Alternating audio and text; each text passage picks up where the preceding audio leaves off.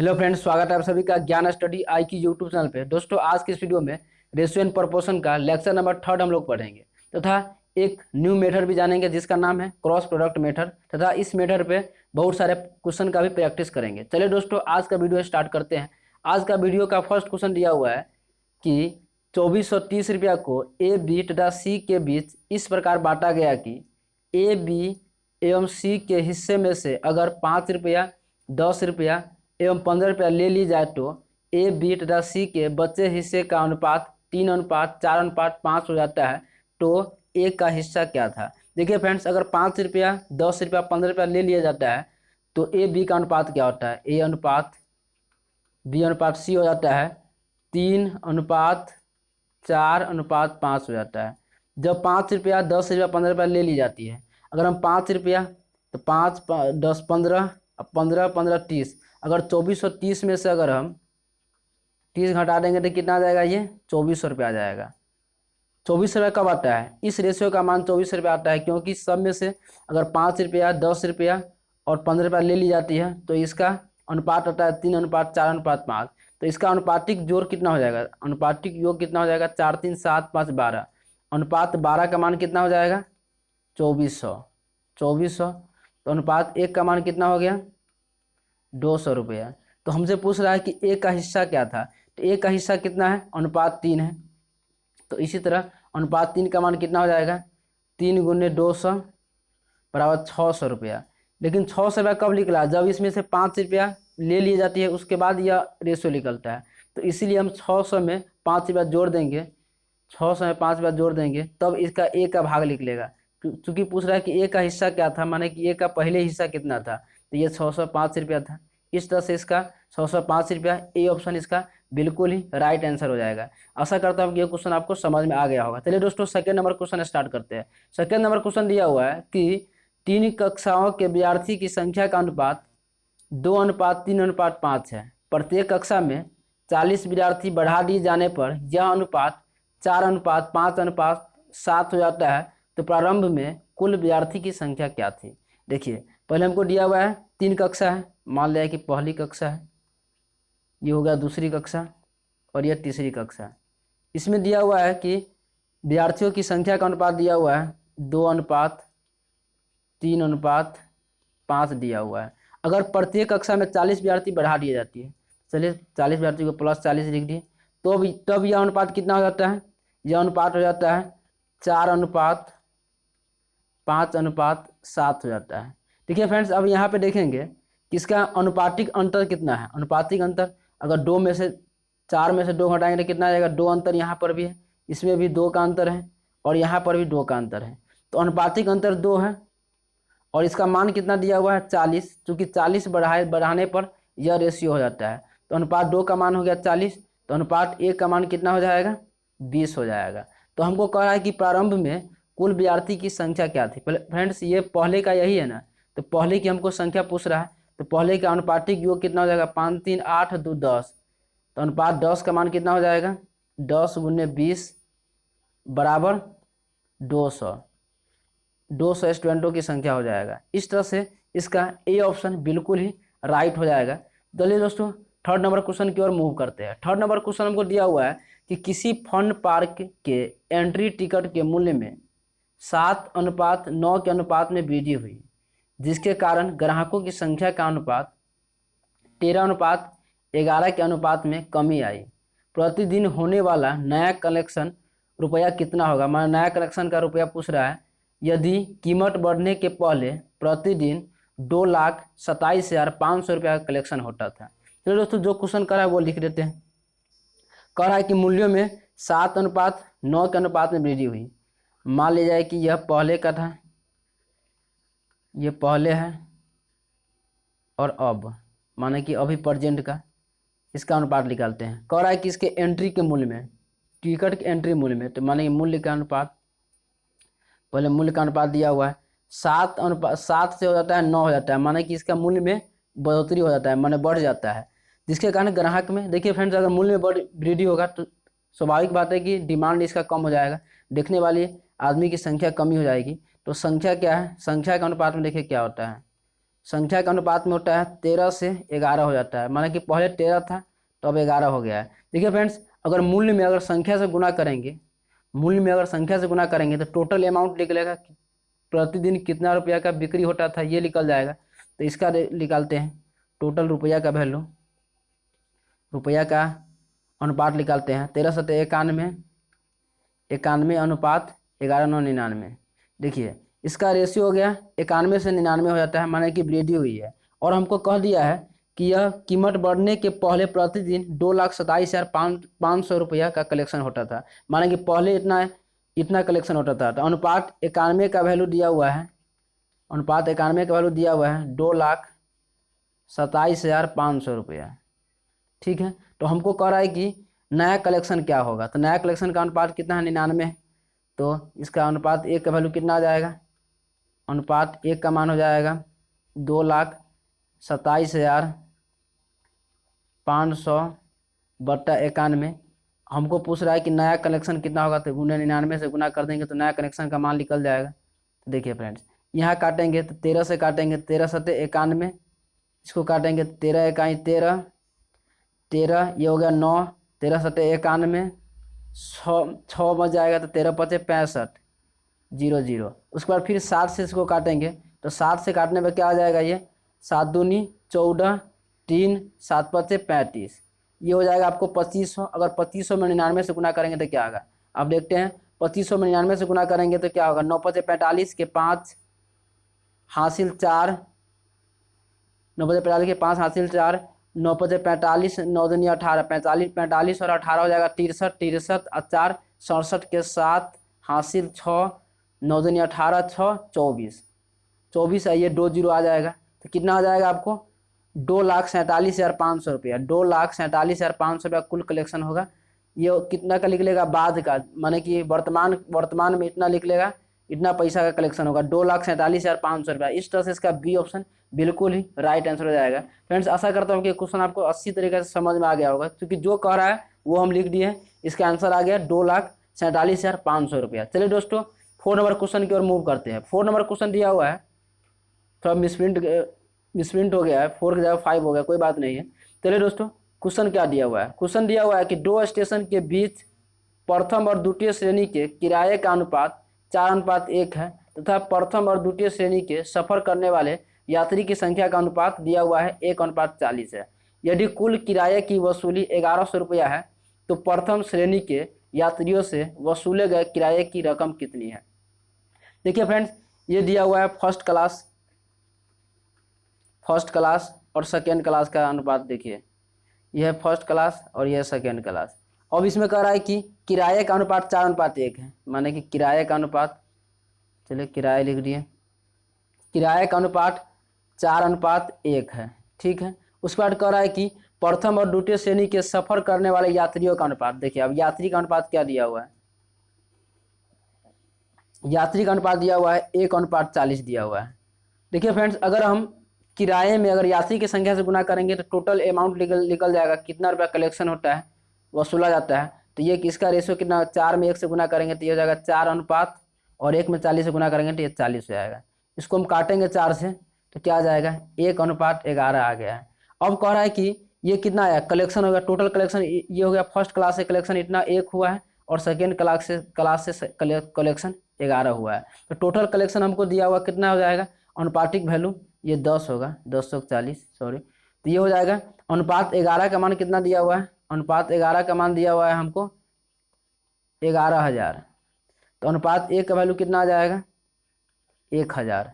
अनुपात 1 का वैल्यू आ गया हमको 1,000 आ गया। तो कह रहा है कि प्रथम श्रेणी के यात्रियों से वसूले गए किराया कितनी होगी, किराए की रकम कितनी होगी। तो प्रथम श्रेणी से कितना, अनुपात 1 निकाला गया है, तो अनुपात 1 का वैल्यू 1,000 है। तो इस तरह से इसका 1,000 बिल्कुल ही राइट आंसर हो जाएगा। इस तरह से इसका डी ऑप्शन बिल्कुल ही राइट हो जाएगा, 1,000। और इसी तरह से हमसे पूछता है कि सेकेंड क्लास से कितना कलेक्शन होता है, तो सेकेंड क्लास से 10,000 कलेक्शन होता है, क्योंकि इसका 10 यूनिट दिया हुआ है, 10 अनुपात दिया हुआ है। तो 10 में अगर 1,000 से गुना करेंगे तो इसका 10,000 आ जाता है। इस तरह से आप इस क्वेश्चन को आप सॉल्व कर सकते हैं। चलिए दोस्तों, नेक्स्ट क्वेश्चन की ओर मूव करते हैं। नेक्स्ट टाइप आता है कि आपको बताया था कि क्रॉस प्रोडक्ट मेथड आपको बताएंगे, देखिए फ्रेंड्स, क्रॉस प्रोडक्ट मेथड को जानने के लिए आपको हम एग्जाम्पल के साथ इसको समझाते हैं।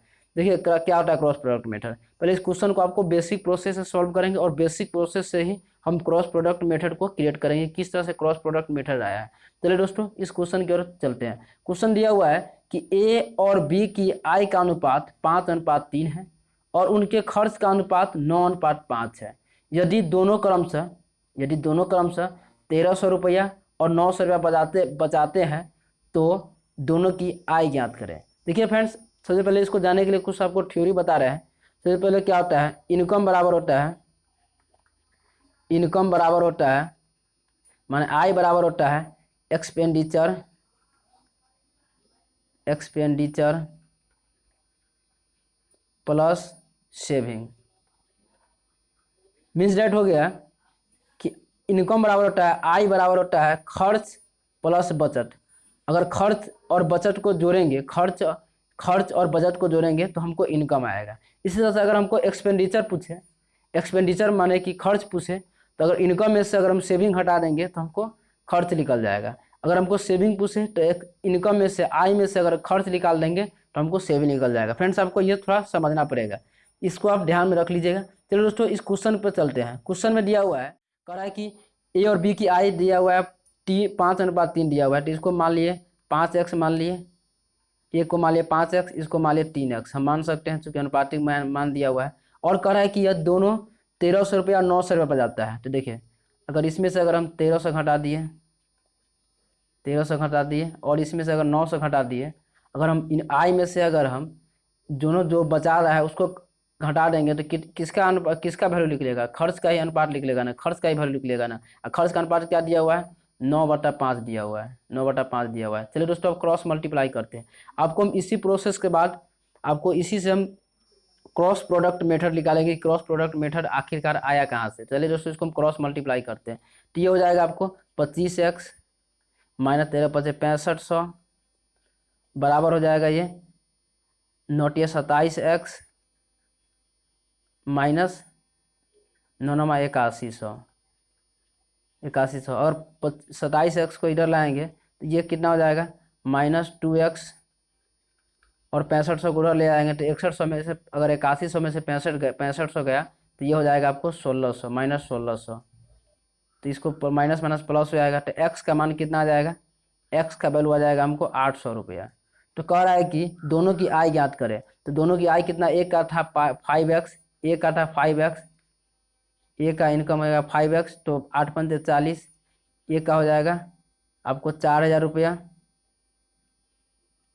और एक का आय हो जाएगा, इसका कितना माने थे 3x।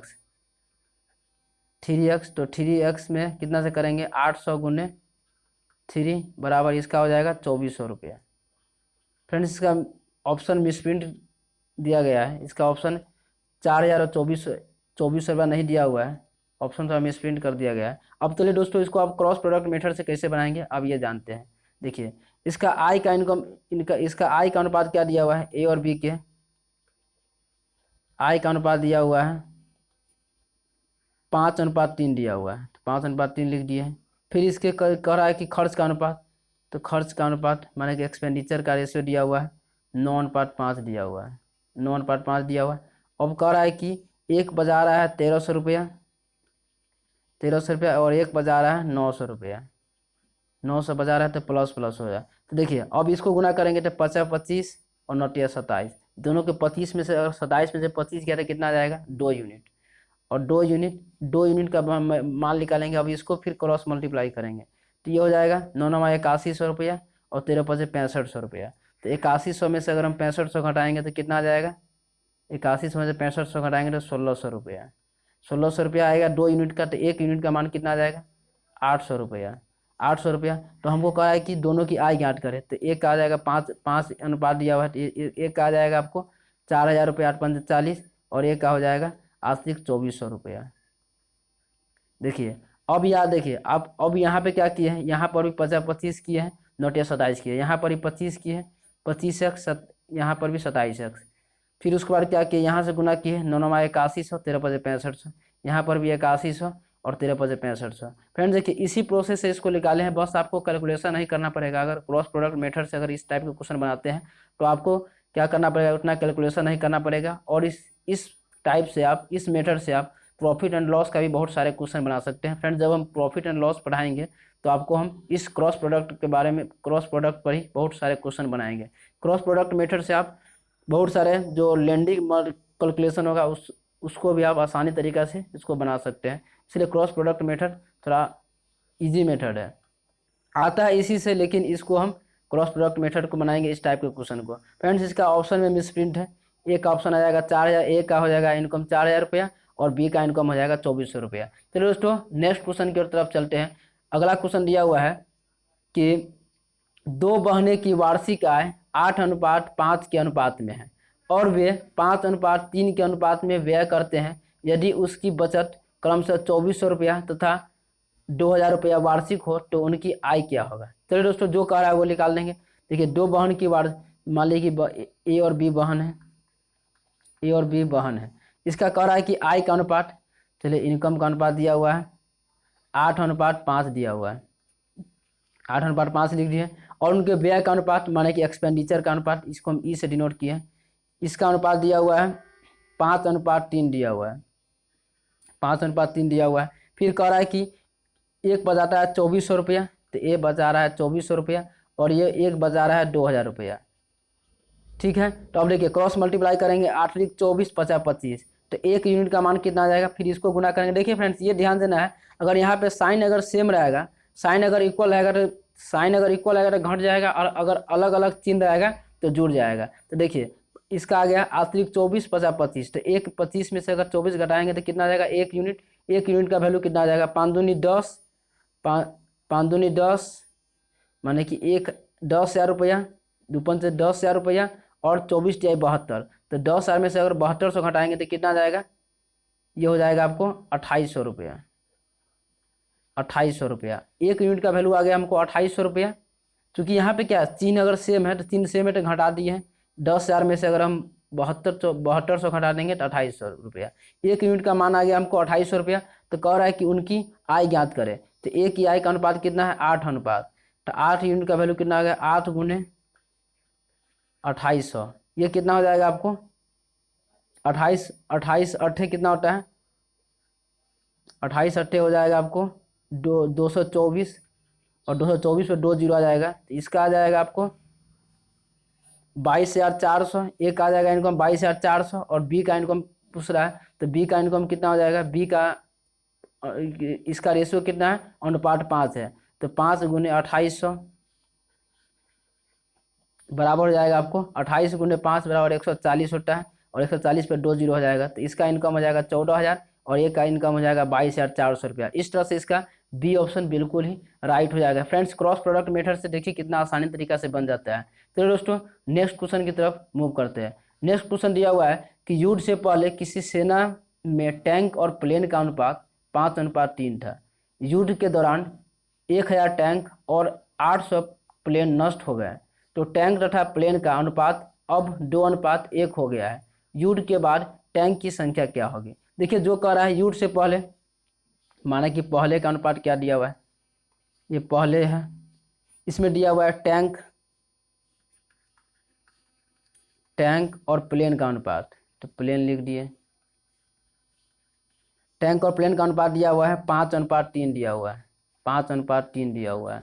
अब कह रहा है कि 1000 टैंक और 800 प्लेन नष्ट हो गए हैं, तो यह अनुपात कितना हो जाता है, माना कि अब न्यू अनुपात क्या होता है, न्यू अनुपात होता है 2:1 हो जाता है, 2:1 हो जाता है। इसमें है कि 1000 टैंक और 800 प्लेन नष्ट हो गया, तो माइनस माइनस। अब देखिए क्या करते हैं, 5 इकाई 5, 3 दूनी 6, तो एक यूनिट का मान कितना हो गया, 8 दूनी 16 और 1000 में 1 से गुना करेंगे तो 1000, तो एक यूनिट का, और दोनों का चिन्ह सेम चिन्ह है तो घट जाएगा, तो इसका एक यूनिट का मान कितना हो जाएगा, 8 दूनी 1600 में से अगर 1000 घटाएंगे तो 600 आ जाएगा, 600 आ गया। तो अब कह रहा है कि युद्ध के बाद टैंक की संख्या क्या होगी, तो युद्ध के बाद टैंक की संख्या क्या होगी, युद्ध से पहले टैंक की संख्या अनुपात कितना था 5, तो इस तरह से 5 यूनिट का वैल्यू कितना आ जाएगा, 5 × 6 बराबर 5 × 600 बराबर 3000। फ्रेंड्स आपको ये ध्यान में रखना है कि इससे क्रॉस प्रोडक्ट मेथड से हमेशा पहले वाले की वैल्यू निकलता है, इसका वैल्यू निकलता है, न कि इसका वैल्यू निकलता है। ऐसा नहीं कि आप इसको गुना कर देंगे, अगर अभी का पूछ रहा है चूंकि यूट के बाद पूछ रहा है, तो ऐसा नहीं कि आप 6 1200 इसको कर देंगे, ऐसा नहीं होता है, हमेशा इसी का वैल्यू निकलता है। चूंकि आप इसी को एक्स मानते हैं, इसी को एक्स मान के क्वेश्चन बनाते हैं ना, तो इसीलिए ऊपर वाला का ही वैल्यू निकलता है। ये कभी गलती नहीं कीजिएगा कि जो प्रेजेंट का इससे नहीं निकलेगा, जो ऊपर मानिएगा उसी का लिख लेगा। अगर अगर पहले आपको इसी को लिख दिया जाता है तो इसी का मान निकलता है। इसलिए आपको ये ध्यान में रखना है कि जो पहले ऊपर में दिया रहेगा ना, उसी का वैल्यू इसका लिख लेगा। तो इस तरह से इसका अगर 3000 दिया हुआ यूट से पहले था, तो इसमें क्या है कि 1000 नष्ट हो जाता है, तो 3000 में से 1000 घटाएंगे तो कितना आ जाएगा, 2000 टैंक की संख्या होगी। माने वर्तमान में अभी 2000 टैंक की संख्या बच जाएगी। चलो दोस्तों, नेक्स्ट क्वेश्चन की तरफ मूव करते हैं। ये क्वेश्चन दिया हुआ है कि युद्ध से पहले कैप्टन और सिपाहियों का अनुपात 2:7 था। युद्ध के दौरान 25 कैप्टन और 100 सिपाही शहीद हुए, जिससे कैप्टन और सिपाही का नया अनुपात 3:10 हो गया है। युद्ध के बाद सिपाही की संख्या क्या होगी? देखिए, जो कर रहा है कैप्टन है, कैप्टन को मान लिया जाए कि हम, तो कैप्टन को हम सी से नोट कर दिए, कैप्टन को हम सी लिख दिए, और सिपाही है तो सिपाही को मान लिया एस से इसको डिनोट किए। जैसे कांस्टेबल होता है तो हम एस से इसको डिनोट कर दिए। देखिए, तो इसमें पहले दिया हुआ है युद्ध से पहले का अनुपात कितना था, कि पहले का अनुपात दिया हुआ है, पहले का रेशियो दिया हुआ है 2:7 दिया हुआ है। और अब युद्ध के बाद का अनुपात दिया हुआ है, युद्ध के बाद का अनुपात दिया हुआ है 3:10। जब इसमें से 25 कैप्टन और 100 सिपाही अगर शहीद हो जाता है, तो उसके बाद का अनुपात दिया हुआ है, ये दिया हुआ 3:10 दिया हुआ है। इसमें क्या है कि 25 कैप्टन शहीद हो जाता है, तो 25 कैप्टन, उसके बाद फिर 100 सिपाही भी शहीद हो जाता है, तो 100 सिपाही शहीद हो गया। चलिए दोस्तों, अब क्या करते हैं, 10 दूनी 20, 7 या 21, तो 21 में से 20 गया तो कितना आ जाएगा, 1 यूनिट। और 1 यूनिट का मान क्या हो जाएगा, 100 में 3 गुना करेंगे तो 300, और ये हो जाएगा 25 में 10 से गुना करेंगे तो 250। तो 300 में से 250 घटाएंगे तो कितना आ जाएगा, 50। तो 1 यूनिट का मान हो गया 50। तो कह रहा है कि यूनिट के बाद सिपाही की संख्या क्या होगी। तो देखिए फ्रेंड, इससे क्या होगा, ऊपर वाला का रेशियो लिख लेगा। तो इसका 700 दिया हुआ है, तो 700 गुने इसमें 50 से गुना करेंगे, 7 दिया हुआ है, तो 7 में अगर 50 से गुना करेंगे तो कितना आ जाएगा, 350। और हमसे क्वेश्चन क्या पूछ रहा है कि युद्ध के बाद सिपाही की संख्या क्या होगी, युद्ध के बाद सिपाही की संख्या क्या होगी। तो युद्ध में क्या होता है, 100 सिपाही शहीद हो जाते हैं, तो इसमें से 100 घट जाएगा तो कितना आ जाएगा, 250। इस तरह से इसका 250 बिल्कुल ही राइट आंसर हो जाएगा। अगर पूछ दे कि इसका कैप्टन की संख्या कितनी होगी युद्ध के बाद, तो कैप्टन का अनुपात कितना है, 2 अनुपात है। तो कैप्टन का 2 अनुपात है, तो 50 में 2 से गुना करेंगे तो 100। और कह रहा है कि 25 को कैप्टन शहीद हो गया, तो युद्ध के बाद कितना आ जाएगा, इसमें से 25 घटाएंगे तो कितना आ जाएगा, 75 आ जाएगा। युद्ध के बाद कैप्टन की संख्या 75 हो जाएगा। चलो दोस्तों, 10 नंबर क्वेश्चन की तरफ मूव करते हैं। 10 नंबर क्वेश्चन दिया हुआ है कि नौकरी के लिए कितने आवेदकों ने आवेदन किया था, यदि चयनित और गैर चयनित आवेदकों के बीच का अनुपात 19:17 था। यदि 1200 कम आवेदक ने आवेदन किया होता और 800 आवेदक कम चुने जाते, तो चयनित और गैर चयनित आवेदकों के बीच का अनुपात 1:1 हो जाता है। फ्रेंड्स, यहाँ पे देखिए, जिसमें कमी हो रहा है, जो कमी कर रहा है डिजिट में, उसी के अनुपात में इसके अनुपात को चेंज करेंगे। पहले हमको क्या है कि जो दिया हुआ है तो वो लिख लेते हैं। कह रहा है चयनित माने कि सेलेक्टेड और अनसेलेक्टेड, इसको हम यू से डिनोट कर दिए। पहले था सेलेक्टेड और अनसेलेक्टेड का अनुपात कितना है, 19:17 है। अब जब 1200 कम आवेदक ने आवेदन किया होता और 800 कम आवेदक चुने जाते हैं, तो गैर चयनित और गैर चयनित के आवेदकों के बीच का अनुपात हो जाता है 1:1 हो जाता है। तो अब का दिया हुआ है, माने कि वर्तमान में कितना हो जाता है, 1:1 हो जाता है। देखिए फ्रेंड्स, आपको क्या बोले हैं कि जो संख्या इसमें दिया है, संख्या में दिया है, उसी में इसको रेशियो को चेंज कर देंगे। तो इसमें क्या दिया हुआ है, कह रहा है कि यदि 1200 आवेदक कम आवेदक ने आवेदन किया होता है, कि माने कि टोटल आवेदक, तो टोटल आवेदक और कह रहा है कि 800 आवेदक कम चुने जाते हैं, माने कि सेलेक्टेड। तो टोटल आवेदक और सिलेक्टेड का अनुपात अगर निकालेंगे तो क्या होगा, पहले कितना इसका अनुपात होगा, पहले अनुपात होगा, अगर दोनों जोड़ेंगे तो टोटल निकल जाएगा। तो 19:17 कितना हो जाएगा, 36 हो जाएगा, 36। और सेलेक्टेड कितना हुआ, 19 ही सेलेक्टेड हुआ है ना, तो 19 लिख दिए, पहले था। और अब कितना हो जाएगा, अब कितना है, टोटल कितना हो जाएगा, 1 और 1 2 हो जाएगा। चूंकि अगर टोटल संख्या निकालना हो तो सेलेक्टेड और अनसेलेक्टेड दोनों को जोड़ेंगे टोटल संख्या ही निकलेगा ना। तो ये हो जाएगा 2 और सेलेक्टेड कितना था 1, तो 1 हो गया। अब इसके बाद कह रहा है कि कितना कितना कर रहा है, 1200 से कम आवेदन किया होता तो -1200 और 800 कम सेलेक्ट होता तो 800 कम कर दिए। अब देखिए क्या करते हैं, 36 से कहें 36, 19 दूनी 38, तो 38 में से 36 घटाएंगे तो कितना आ जाएगा 2, तो 2 यूनिट का मान कितना हो जाएगा 8 दूनी 16, अब 1200 में 1 से गुना करेंगे तो 1200, तो 1600 में से 1200 घटाएंगे तो कितना आ जाएगा 400। 1600 में से अगर 1200 घटाएंगे 400 होगा, तो 1 यूनिट का मान कितना आ जाएगा 200 हो जाएगा।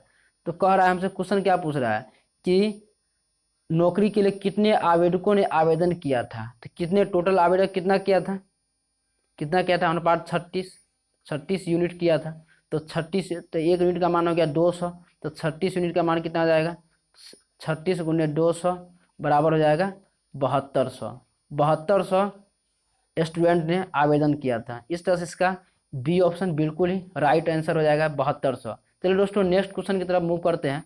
नेक्स्ट क्वेश्चन हमको दिया हुआ है कि एक आर्मी की भर्ती प्रक्रिया में चयनित और अचयनित अभ्यर्थी का अनुपात 4:1 था। यदि 90 कम आवेदन किया होता और 20 कम चयनित होते तो चयनित और अचयनित का अनुपात 5:1 होता। तो कितने अभ्यर्थी ने प्रक्रिया के लिए आवेदन किया था। देखिए फ्रेंड्स, अब आपको दोबारा लिखने की जरूरत नहीं है।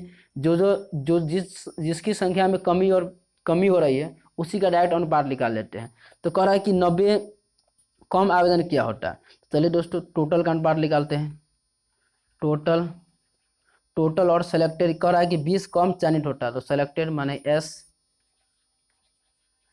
सेलेक्टेड। देखिए पहले का अनुपात क्या दिया हुआ है, पहले का अनुपात क्या हो जाएगा, पहले कितना था कि चयनित और अचयनित का अभ्यर्थी का अनुपात दिया हुआ है 4:1, तो टोटल कितना हो जाएगा 5, और इसमें चयनित कितना हुआ है 1, 4 चयनित हुआ है तो 4, और अब कितना हो जाएगा, अब करा कि 5:1 हो जाता है, टोटल कितना हो जाएगा 6 हो जाएगा, और चयनित इसमें कितना हुआ है 5, तो 5 ठीक है।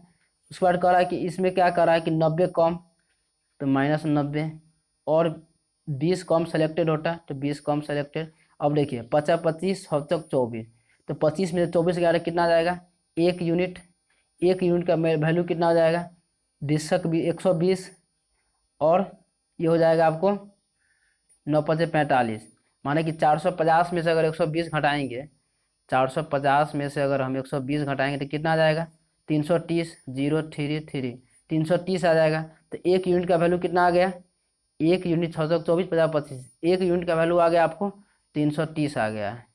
1 यूनिट का वैल्यू 330 आ गया। तो कह रहा है कितने अभ्यर्थी ने प्रक्रिया आवेदन किया था, तो कितने अभ्यर्थी आवेदन किया था, पहले 5, तो 33 गुने 5, 330 गुने 5 करेंगे, क्योंकि 1 यूनिट का वैल्यू दिया 330, तो 330 गुने 5 बराबर कितना हो जाएगा, आपको हो जाएगा ये 30×5 150, 165 पर 1 0, माने कि 1650 आवेदकों ने आवेदन किया था, 1650। इस तरह से इसका ए ऑप्शन बिल्कुल ही राइट आंसर हो जाएगा। फ्रेंड्स इससे भी देखिए यहाँ के ऊपर वाला का ही मान निकला है, क्योंकि हम किसको मानकर निकालते हैं, इसी को एक्स मानकर वैल्यू निकालते हैं ना, तो इसीलिए ऊपर वाला का ही हमेशा वैल्यू निकलेगा। तो ये बात आपको ध्यान में रखना है। देखिए फ्रेंड्स किस तरह से आसानी तरीके से आपको बन जाता है, नहीं तो आपको फिर 5x मानना पड़ता है, फिर घटाना पड़ता है। उतना करने के अच्छा प्रोसेस ये है, क्रॉस प्रोडक्ट मेथड से ही क्वेश्चन को सॉल्व कीजिए। तो दोस्तों नेक्स्ट क्वेश्चन की तरफ मूव करते हैं। नेक्स्ट क्वेश्चन हमको दिया हुआ है कि एमबीए चयन प्रक्रिया में चुने गए और न चुने गए लोगों का अनुपात 11:2 था। यदि 40 कम लोगों ने आवेदन किया होता और 20 कम चुने गए होते तो चयनित और अचयनित लोगों का अनुपात 10:1 होता है। इस प्रक्रिया के लिए कितने उम्मीदवार ने आवेदन किया था। तो दोस्तों क्वेश्चन जो कह रहा है उसको हम चलते हैं। कह रहा है कि 40 कम लोगों ने आवेदन किया होता, तो इसमें भी वही रेशो निकलेगा, टोटल का और सिलेक्टेड का, टोटल का अनुपात और सिलेक्टेड का अनुपात निकालते हैं, सेलेक्ट का अनुपात निकालते हैं। पहले कितना था, पहले यह अनुपात कितना होगा, देखिए कह रहा है चुने गए और न चुने गए, तो चुने गए और प्लस न चुने गए दोनों टोटल संख्या निकल जाएगा, तो ये कितना हो जाएगा 11×2 13, और यहाँ पे सिलेक्ट कितना हुआ 11 सेलेक्ट हुआ है, और अब कितना हो गया, यह रेशियो हो गया है। जब इसमें 40 कम आवेदन किया होता और 20 कम चुना गया होता तो यह अनुपात कितना हो जाता है 10:1 हो जाता है। टोटल कितना हो जाएगा 11, और चुना गया है कितना 10। चलिए कह रहा है कि 40 कम आवेदन किया होता, तो 40 कम किया है, आवेदन किया है। उसके बाद 20 कम चुना गया होता, तो चलिए -20। अब क्या करेंगे, 13 दहाई की 130 और 11 11 121। तो 130 में से 121 घटाएंगे तो कितना आ जाएगा, 9 हो जाएगा। 9 यूनिट का मान कितना हो जाएगा, 11 दूनी 22, 220, 220 और ये हो जाएगा आपको 11 दूनी 20, 200, 11 दूनी 22, 220 और ये हो जाएगा 400। तो 220 में से अगर 400 में से अगर 220 घटाएंगे तो कितना आ जाएगा, ये 0। ये हो जाएगा आपको 10, 8 और ये हो जाएगा 1, 180 हो गया। माने कि अनुपात यूनिट 9 का वैल्यू आ गया 180 आ गया, तो 1 यूनिट का वैल्यू कितना आ जाएगा, 20 आ जाएगा। 1 यूनिट का वैल्यू आ गया हमको 20 आ गया है। तो कह रहा है कि कितने उम्मीदवार ने आवेदन किया था, तो टोटल कितना था, टोटल संख्या 13 यूनिट था। तो 13 गुने 20 कर देंगे, क्योंकि 1 यूनिट का मान दिया हुआ है 20 दिया हुआ है, 13 यूनिट का मान कितना आ जाएगा, तो 13 दूनी 26, 260। इस तरह से इसका बी ऑप्शन बिल्कुल ही राइट हो जाएगा। फ्रेंड्स आशा करता हूँ कि क्वेश्चन आपको अच्छी तरीके से समझ में आ गया होगा, इस टाइप का क्वेश्चन। देखिए फ्रेंड्स, इसमें खाली ऊपर वाला का ये निकलेगा, और जो जो जिसमें जिस संख्या में कमी या बढ़ोतरी होता है, उसी के अनुपात में उसको रेशियो, उसी के फॉर्म में रेशियो को चेंज कर देंगे। तो देखिए पहली संख्या दूसरी संख्या दिया हुआ है, तो चलिए पहली संख्या और दूसरी संख्या, ये पहली संख्या दूसरी संख्या अनुपात दिया हुआ 3:5 दिया हुआ है। यदि प्रत्येक दोनों संख्या में 8 की वृद्धि होता है, तो +8 की वृद्धि होता है, तो यह अनुपात हो जाता है 13:19 हो जाता है, 13:19 हो जाता है। यहाँ पे डिफरेंस कितना का है, 10 का डिफरेंस है, और यहाँ पे कितना का डिफरेंस है, यहाँ पर 14 का डिफरेंस है। दोनों का डिफरेंस सेम नहीं है, तो इस अंतर को कम करने के, बराबर करने के लिए क्या करते हैं, इसके अंतर को इसमें गुना करते हैं, पहले में गुना करते हैं, पहले के अंतर को दूसरी में गुना करते हैं। तो यहाँ पे अंतर कितना है, यहाँ पे 6 का अंतर है और यहाँ पे 2 का अंतर है। तो इसमें क्या करेंगे हम, इसमें हम 2 से गुना करेंगे और इसमें हम 6 से गुना करेंगे। तो ये रेशियो कितना आ जाएगा, 36:18:30 और ये हो जाएगा आपको 13 दूनी 26 अनुपात 38। अब देखिए अनुपातिक डिफरेंस कितना है, 6 का, यहाँ पर भी 8 का डिफरेंस है और यहाँ पर भी 8 का डिफरेंस है। तो अनुपात 8 का मान कितना हो गया, 8। तो इसी तरह से अनुपात 1 का मान हो जाएगा 1। तो हमको कह रहा है कि दोनों संख्याओं का योग ज्ञात करें। दोनों संख्या का योग कितना हो जाएगा, 18:38, 18:38 48। तो 48 अनुपात 48 का वैल्यू, और अनुपात 1 का मान कितना आया है, 1 आया है। 48 गुने 1 बराबर 48 आंसर हो जाएगा। आशा करता हूँ कि ये क्वेश्चन आपको समझ में आ गया होगा फ्रेंड्स। चलिए दोस्तों नेक्स्ट क्वेश्चन की तरफ मूव करते हैं। नेक्स्ट क्वेश्चन हमको दिया हुआ है कि यदि दो संख्याओं का अनुपात 2:3 है, यदि पहली संख्या से 2 घटाया जाए और दूसरी संख्या में 2 जोड़ा जाए तो अनुपात 1:2 हो जाता है, तो संख्याओं का योग ज्ञात करें। चलिए दोस्तों इसको हम क्रॉस प्रोडक्ट मेथड से बनाएंगे। कह रहा है कि दो संख्याओं का अनुपात, मान ली पहली संख्या है, दूसरी संख्या है, इसका अनुपात दिया हुआ है 2:3 दिया हुआ है। यदि पहली संख्या में से 2 घटाया जाए और दूसरी संख्या में से 2 जोड़ा जाए तो अनुपात 1:2 हो जाता है, तो 1:2 हो जाता है। देखिए कह रहा है पहली संख्या में से 2 घटाया जाए तो 2 घटा दिए, दूसरी संख्या में 2 जोड़ा जाए तो 2 जोड़ दिए। अब यहाँ पे करेंगे 2 दूनी 4, 3 इकाई 3, तो 4 में से 3 गया तो कितना हो जाएगा, 1 यूनिट। 1 यूनिट का मान कितना हो जाएगा, देखिए यहाँ पे एक माइनस है और एक प्लस है, तो क्या है, असमान चिन्ह है तो जुड़ जाएगा। आपको बोले हैं कि असमान चिन्ह जब रहेगा तो जुड़ जाएगा और समान चिन्ह आएगा तो घट जाएगा। तो ये कितना आ जाएगा, 2 इकाई 2, 2 दूनी 4, 2 इकाई 2, 2 दूनी 4, तो 4 2 6 हो जाएगा। तो 1 यूनिट का मान हो गया 6 हो गया है। तो कह रहा है कि संख्याओं का योग ज्ञात करें। तो यहाँ पे कितना है, एक 2 अनुपात है, एक 3 अनुपात है, तो टोटल कितना आ जाएगा, 5 यूनिट। तो 5 यूनिट का मान कितना हो जाएगा, 5 गुने 6 बराबर 30 हो जाएगा। आशा करता हूँ कि ये क्वेश्चन आपको समझ में आ गया होगा किस तरह से क्रॉस प्रोडक्ट मेथड। देखिए फ्रेंड्स, एक घट रहा है एक बढ़ रहा है, अगर आप इसको बनाते तो इसको मानते एक्स मानकर करते तो इससे भी बन सकता था, लेकिन क्रॉस प्रोडक्ट मेथड से थोड़ा आसानी से बन जाता है। चलो अगली फ्रेंड्स, आशा करता हूँ कि ये वीडियो आपको पसंद आया हो। अगर मेरा वीडियो आपको पसंद आ रहा है तो प्लीज़ वीडियो को लाइक कीजिएगा, तो अपने फ्रेंड्स के साथ ज़्यादा शेयर कीजिएगा। अगर मेरा वीडियो आप पहली बार देख रहे हैं तो प्लीज़ चैनल को सब्सक्राइब कर लीजिएगा। Thanks for watching this video. Have a nice day.